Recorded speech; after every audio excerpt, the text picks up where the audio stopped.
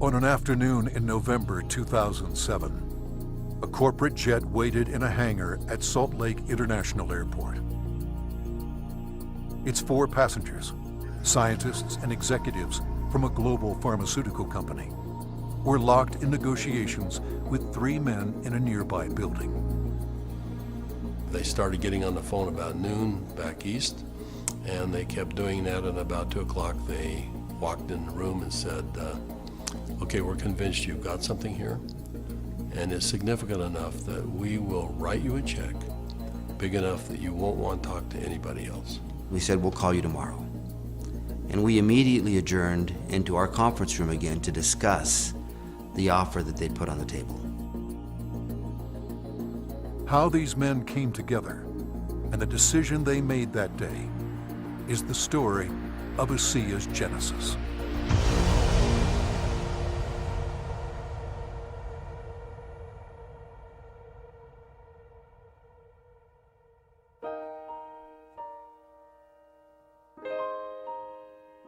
A lot of people have fathers that teach them sports.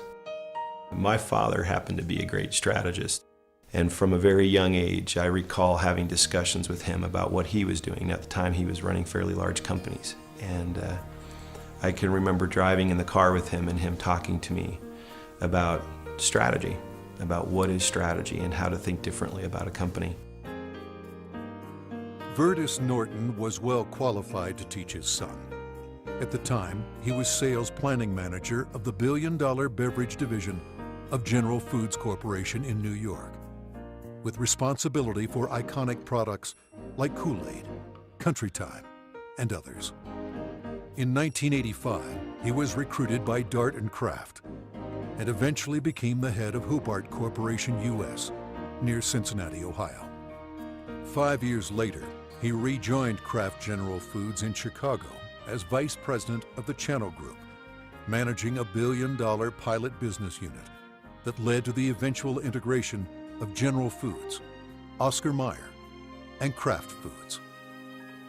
Based on his track record, Vertus was asked to help re-engineer the company to increase efficiency in relation to an industry-wide initiative called Efficient Consumer Response. In the subsequent 3 years, Kraft's ECR, or efficiency rating, moved from 10th to first place. I've known Vertus for over 25 years, and it was apparent to me immediately that here was a very special man. A man that had wonderful ethics, great business strategies, enthusiasm. There was no question that this man was going to be a huge success, and he is a success. Vertus retired from Kraft at age 57 and moved to Park City, Utah. We thought he would take retirement seriously. He did not. Shortly after doing some service for our church, he was asked to run a biotech company. He had a lab in Southern California, 5 PhDs reporting to him, a series of master's or graduate students as well, all doing work for him there. And he ran that for 4 years, and we thought he was done. But Vertus Norton was not done. Through his son Tyler, Vertus was introduced to another biotech company and invited to become a member of their board. I recall coming to the house one afternoon only to find books strewn about his desk, chemistry and biology books, and I said, now what in the world are you doing now? And he proceeded to tell me that he had been invited to sit on the board of this company that had an incredible technology. And I do recall him saying, but they don't know exactly what they have. And that's an invitation to my dad. He's going to figure it out. He's a puzzler. I was intrigued until they told me it was made from salt water. And I told them this doesn't sound right, and you're going to have to convince me it's real. They said, well, we can do that. They said, we have a lot of research, and we'll give you some of the best research. You can look at it. And after running a lab and having my association with these people for 4 years, I knew what to look for. And I went through the science, and it was good, defensible science. Then they gave me a list of people to call, and I was calling Harvard, UCLA, University of Washington, University of Indiana, major labs across the United States, and everyone I talked to raved about the product, the way the company was intending for it to be used, And also they raved about the fact that you could drink this product and get a benefit from it. At the time, the product could only be produced in limited quantities through small devices. Highly unstable, it had to be used within minutes of production. But seeing the strength of the product, Virtus agreed to join the board of directors. As soon as I did that, they said, we're going to give you one of these devices to put in your house. We'd like you to become familiar with it. I started drinking the product that was made in this device, and my thinking cleared up. I had more energy. I felt better than I had for years. And now, keep in mind, I was in my 60s at that time. And I thought, holy cow, what is this? So I went to the first board meeting and found out that they were flat out of money. They were $1 million in debt. We said, let's see if we can help them find money. We tried for about 90 days, could not. Eventually, the company folded, and they actually merged it with another company, an energy company. And when that happened, that company started selling off assets. Meanwhile, a family in New Hampshire was embarking on a major change. Jim Pack had been a highly successful consultant in the telecommunications industry. His son, Joe, had secured a position on the United States ski team. Wanting Joe to achieve his dreams, the family moved to Park City to allow Joe to train with the U.S. freestyle team for the 2002 Winter Olympics. So I'm living in a subdivision in Park City, Utah, and after a few years, another gentleman moves in a few houses up from me. This gentleman was named Virtus Norton. Now, Virtus and I became good friends, and actually we became good golfing buddies. I quickly came to realize that Virtus was something special in terms of his training, his business skills, his analytical ability, his integrity. Everything about Virtus was so much better than any executive, including governors or attorney generals, that I'd ever worked with. He was so competent. I was impressed. I made the decision on the golf course as we golfed, week after week. I said, I'm going to do something with this guy. One day we're golfing on the Park City Municipal Golf Course, and he's saying, I'm sitting on the board of this little company, and they've got a terrific product. I use the product, I've just found phenomenal results with this product, but the company's really mismanaged. He said, the product is so good that I'm going to put together an investment company and acquire this product. And he pulled a golf cart over on the fairway and reached in his back pocket and pulled out a folded check, business check, that was blank. And he said, you got a pen? And I handed him a pen, and he wrote a very big check. And he said, let's go do this together. And I said, are you crazy?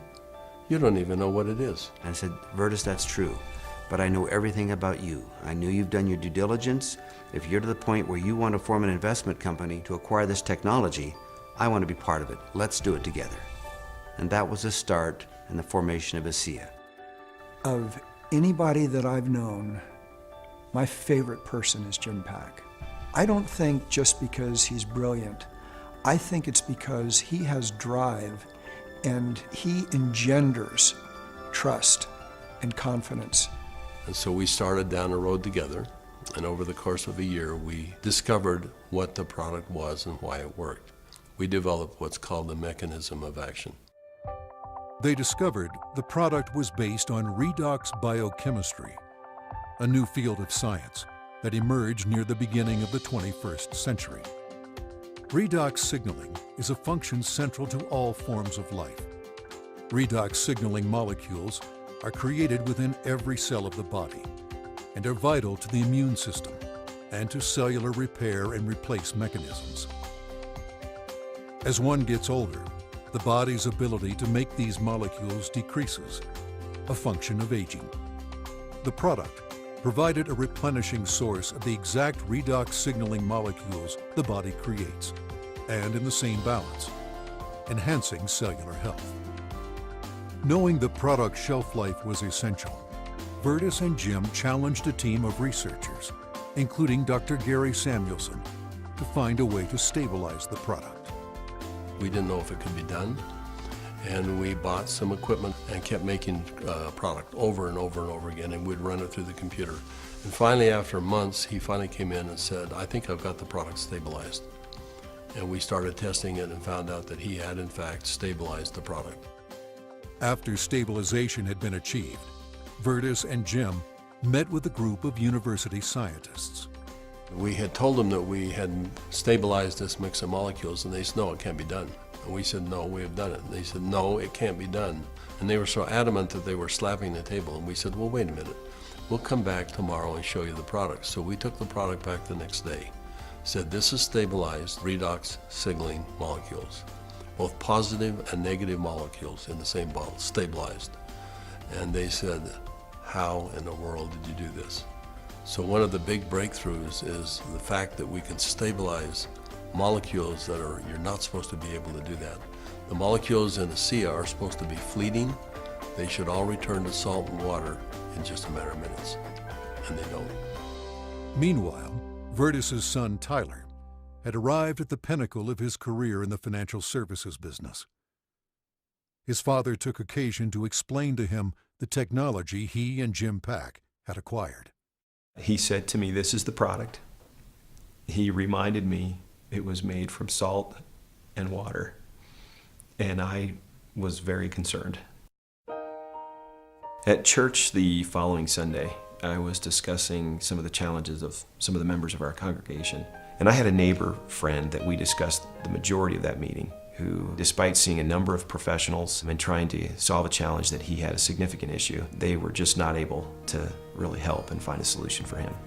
And it was then that this product popped into my mind. I wondered and asked, despite my doubts, could this help? Could this make a difference for him? I called Dad, and he said, of course it will help. Now, I didn't have that conviction at the time. He did, and he was willing to get some of that product. We got that product to my neighbor, and from that point forward, I felt confident that I had done my part. And given that I was still doubtful and even fearful, I kind of washed my hands from it. I think it was 3 months later when I received a phone call from the leader of our church, and he said, "Are you sitting down?" And I said, "Don't start a call like that. What's wrong?" And he said, "This is good news. Are you sitting down?" He proceeded then to tell me that he had just received some very good news, that my neighbor, whom we had given this product to months earlier, had received word that he was in fact improving and had improved a great deal. Of course, the question going through my mind was, well, did he drink this stuff? And that was what my church leader told me. He says, that's why I'm calling. He drank all of it, and he's confident that it's had a huge effect on his situation. I called my neighbor, and I needed for him to tell me what he had experienced. And he was quiet for a minute, as I recall, and said, "Do you have any idea what I think this has done for me and for my family?" He began to tell me things that I've now heard multiple times over from people across all of North America, and how this product helped him and made a difference for his family. Frankly, this was a problem for me. This became a problem for me. It was my first indication that this could be real, this could be meaningful. By this point, Jim and my father had made a significant commitment to this product. They were moving forward. And I started to question kind of what I was doing, and feeling a need to get this product out to the world, watching the impact it was having. And I ultimately resigned in May of 2010 from a significant job, the job I'd spent the better part of 17 years getting to. And it was born of this sense and feeling that this product needed to be given to the world. I've known Tyler Norton for now over 20 years. He is a person who demonstrates integrity in all aspects of his business. He is able to motivate people to do things that are even beyond what they think they can do. You know, this came full circle for me about a few months ago. I happened to be out walking, and I looked ahead and saw a family coming towards me on the street. And as they got closer, I realized it was my neighbor that had been benefited by Asea. And I happened to be on the phone, and so we weren't able to talk. I kind of waved as we acknowledged each other, and he reached in his back pocket and pulled out a sport pouch of Asea, and then kind of subtly bumped his heart. And we didn't say anything, but I understood completely. It brought home the whole purpose of what we're doing.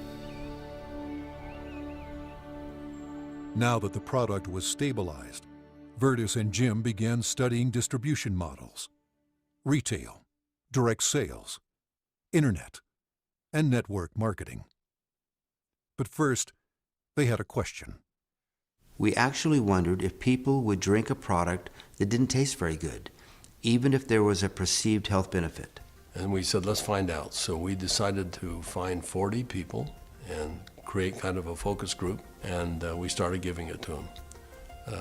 We did that for about 2 months, and we said, let's go out and find out where we are with these 40 people. So when we went out and contacted them, we found out that the 40 people had turned into 135, and the product had been shipped to 20 different countries without our knowing it. And we said, well, we've got the answer we wanted. That people will, I think, buy this product. When they determine that there is a perceived health benefit, they'll buy it. But in the meantime, we had contacted a friend, someone that Jim Pack knew and we had played golf with. And he was running a very big pharmaceutical company in New Jersey, about $10, $11 billion. And he finally agreed to send a group of people out and spend some time with us and see what we had come up with. So 4 people flew out on a plane, and we met in the conference room we had on the west side of the city for the better part of a day. We spread out all of the research that we had out on a table. And these gentlemen asked all the right questions. They thoroughly went through all of the science that we had, and as they do that, they'd call back to their headquarters and ask questions. About 2 o'clock in the afternoon, they came to us, and they said, we think you've got something really special here. We're going to write you a check that is large enough that you don't want to talk to anyone else. But there's a catch. And I said, what's the catch? And they said, you've got to shut it down. And I said, shut what down? And they said, you've got 135 people on this product right now, shut it down. People have problems all the time and they deal with them as best they can. You're gonna have to walk away. And that kind of took us back a little bit. In fact, I said, that seems a little harsh to me. And they said, you wanna work with us, you walk away. We said, well, we'll let you know. So we ushered them out of the building and we huddled around the conference table. We came to realize that this had changed for us from a business play to something very important. This was a cause, this was a responsibility. We'd seen too many people helped by this product. We realized that the only option before us was network marketing. And in that conference room on that day, we made that decision to form a network marketing company. Asea LLC opened its doors for business in July 2009 with just a handful of independent associates. Today, there are tens of thousands, and their ranks are growing exponentially every month. In 2012, the company announced its entry into Europe, the first of many international steps to come. Every company has a vision, but for Virtus and I, our vision is just a little bit different given our age. This is not about making $1 million. This is about changing 1 million lives. One of my fondest memories is of a Meet Asea meeting that we held in Lexington, Kentucky. We had a huge group of people that came, very impressive group, and a lot of people coming up talking about what Asea had done for them personally. But at the end of the meeting, they invited me to come up and gave me a small treasure chest. Wasn't very big, but as you open up the treasure chest, it's filled with letters of gratitude and thanks. It meant a great deal to me. So we came back to Salt Lake City, and I asked our people to go out and find a treasure chest, which we have done, and we have it in the office, and we continue to add letters to it. I have the privilege of going around the country and talking to people about this product. And it's not uncommon at the end of a meeting to have a group of people line up and want to tell me and really thank me, but more thank my dad and Jim for what they've done. And as they tell their stories and I get a chance to look into their eyes and sense their sincerity and the realness of what this has done for them, more than once I've had to step out of the room and find a corner in a hotel somewhere where I could compose myself and get myself in order after hearing how sincere and thankful they are for this product. You know, we started off looking at this as a business opportunity, and as we progressed, it became more of a sense of purpose, but it's much more than that. We're creating a culture here. We're creating a family. I believe that the heart and soul of this company is represented in our associates. Our associates becoming is as important to us as them making an income. I don't believe you build checks. I believe you build people. And perhaps one of the greatest blessings of my time here at Asea is embodied in these marvelous, enriching relationships with wonderful people. People that are desirous to improve their lives, share something meaningful with others, make a difference in the world, and become more.